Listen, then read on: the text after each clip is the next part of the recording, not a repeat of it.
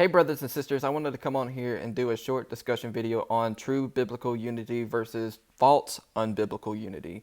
And with this, a lot of people are coming and saying that we must be able to fellowship with those who are teaching a false gospel. What I mean by this is that they're trying to say that we must fellowship with them as brothers and sisters in Christ, even though they teach and preach a false gospel. So Paul in Ephesians 4:13 says, "Till we all come in the unity of the faith and of the knowledge of the Son of God, unto a perfect man, unto the measure of the stature of the fullness of Christ." So Paul is already stating that the unity that unifies us as brothers and sisters in Christ is the unity of faith. So how do we know that these people are brothers and sisters in Christ? Well, we don't know the truth of their salvation. We don't judge a person's heart. Only God can judge people's salvation and their heart. Only we can go by is their profession of faith, their profession of the gospel, that Christ died shedding his precious blood on the cross of Calvary, paying the sin debt once and for all for our past, present, and future sins, that he was buried, and on the third day he rose again for our justification. And if we believe that, you are sealed and saved with the Holy Spirit of promise until the day of redemption, which is the guarantee of our inheritance. So that is true unity of the faith, is to, unite over the common ground basis of the gospel. 1 Corinthians 15, 1 through 4. We are not supposed to fellowship with those who come against the gospel, those who come against and preach another gospel, because by their profession, they are not a brother and sister in Christ. I mean, we're not saying that they're saved, that we're not saying that they're not saved. We are saying by their profession of faith cannot fellowship, because we don't want to fellowship with someone who is preaching and teaching a false gospel that is leading others astray. That is why Paul in Ephesians 4:14, after verse 13, he then says, "Then we henceforth be no more children, tossed to and fro, and carried about with every wind of doctrine, by the sleight of men and cunning craftiness, whereby they lie in wait to deceive." Meaning, if we fellowship with these people and try to be unified with those people who teach another gospel, we can too be deceived under what they are teaching, because there are a lot of people who are very cunning with their words, and they are easily manipulative, and they can deceive you and bring you back under that condemnation. And there are people, Paul mentions that there are people who spy out the freedom that we have in Christ. They're not true believers. They spy out the freedoms that we have in Christ to pull us back under the bondage of the law. And with that, that's why Paul is warning us to beware of those who teach and preach and profess another gospel, because we ourselves can be pulled back under the law. And with that, I also say that, if we endorse those who teach another gospel, whether if it's the 180 turn from sins, repenting of sins, anything that reflects yourself, that you must earn and maintain your salvation, then we are basically saying that is okay for what they teach. We endorse them by, fellowshipping with them, by commenting on their videos, by, just, having this fellowship with those who are teaching and preaching another gospel. And with that, we're just basically saying, when it comes down to it, that it's okay for what this person is teaching. Of course, we should always try to reach out to them to give them the true gospel truth. But that's all we can do. And if they refuse that, then that's when you cut the fellowship line. Because you cannot fellowship with those who teach and preach another gospel, because you are not unified in the faith. Because they believe another gospel, and you believe the gospel of 1 Corinthians 15, 1 through 4. They are teaching that you must save yourself. You're teaching Christ and him crucified for the remission of all your sins, his death, burial, and resurrection. They are not teaching Christ and him crucified. They are teaching works. They are backloading works. They are saying that you must work for your salvation, that you must save yourself. You must maintain your salvation. And it goes back to the little saying that I shared on Brother Greg Jackson's channel, and I've shared with many other people. What kind of faith would you have and trust in Christ you have? It's like this. Would you call someone to come and work on your house, and they come and do their job, trying to do their job, they're working on your house, and you're not capable of the knowledge of and training of doing housework, but yet you see that they're doing their job, you see that and you think they're doing their job wrong, so you go up there and try to help them, or yet take over their job because you feel like they're not doing it right, that what they're doing is not enough. That is not trusting in this person to fix your house. You're trusting in your own self because you feel like this person is not enough, or they're not doing it right. And with that, you're not trusting in this person to do their job that they're trained to do. You're trusting in what you are able to do. And it's the same concept with this. You're not trusting in Christ if you feel like you have to do XYZ number of things to save yourself. And with that, we cannot be unified because we believe and trust on Christ alone.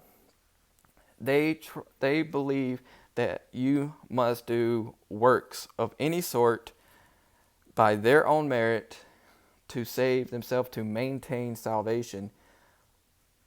I mean, it's ridiculous because we cannot be unified over that because it'll cause a lot of friction. And that's why the Bible says, what does light and darkness have in common? You literally can't have fellowship with someone who is teaching and preaching another gospel. It just can't happen. You can't be unified on that. You can't fellowship off of that. True fellowship is with those who believe the same gospel you do, despite the fact of, whether if it's rapture views, prophecy views, whether if a prophecy is fulfilled or not, or whatever, whoever the Antichrist may be. I've seen people get in arguments over that, but those things are not salvific issues, and they should not be argued over. It's okay to have opinions, but those are not salvific issues. If we are unified in the faith, unified of what? Unified in the ground basis of the gospel. That is the ground basis. That is the first thing that we need to agree on to be able to have that fellowship, to be considered brothers and sisters in Christ. Now, take for granted, we are not judging anyone's salvation. We are not judging anyone's heart. But by their profession of faith, if they are teaching another gospel, then we cannot have that fellowship. If someone is saying that you must do a 180 turn from sin, that is a false gospel. Why? Because if we had to do a 180 turn from sin, heaven will be an empty place. Nobody would be saved. Not even the preachers and teachers who teach this doctrine would be saved, because nobody can turn a 180 from their sin. It is impossible, because that's why Christ set the standards, trying to say that even your minds are sinful.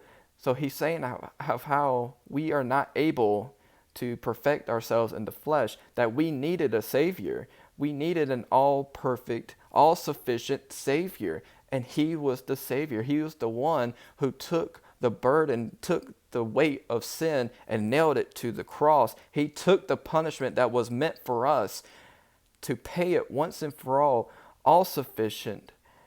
It is finished. It is complete. And with that, he was buried, and on the third day he rose again for our justification. And now all we have to do is to trust his payment, that what he did for us was enough. And when we say that we have to do XYZ number of things, that is saying that we believe that he wasn't enough. That excruciating, painful sacrifice wasn't enough. That we must do our part, whether if it's repenting of sins, taking up our cross on a daily basis, living holy, doing all these things. That is not what the gospel says. Paul did not outline that we must do our part in the gospel of 1 Corinthians 15, 1-4. If he did, why didn't he make sure everybody that he wrote to, every church that he wrote to and visited, why didn't he drill it in their heads to say that you must do your part? Why didn't he tell that to the Roman jailer when he says, what must I do to be saved?